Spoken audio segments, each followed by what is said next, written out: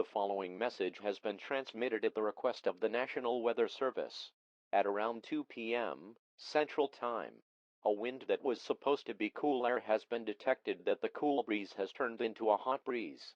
This hot is not dangerous, however, it has potential to be dangerous, as this hot air can burn someone's skin and makes the person dehydrated, followed by blurry vision, sore throat and trouble breathing. No one knows what it is causing the breeze to be hot. Remain indoors to cool down. Stay tuned for more information and updates.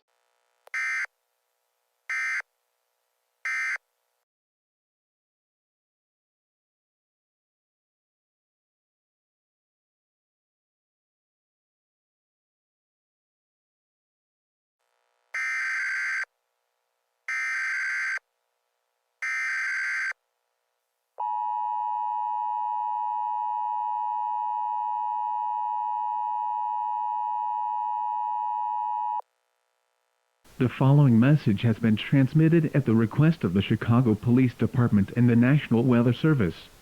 Here is an update to the hot breeze that was going around in Chicago and the surrounding areas. It has been speculated that it has to do something to the heat wave that was going around Cook County and other counties. I am not sure how this cool breeze can turn into a hot breeze, but the National Weather Service will look closer to finding more details about this hot breeze. Again, this is an update message for the entire city of Chicago and the surrounding areas, due to ongoing warm breeze that is going around the area. Stay tuned for more updates on this situation.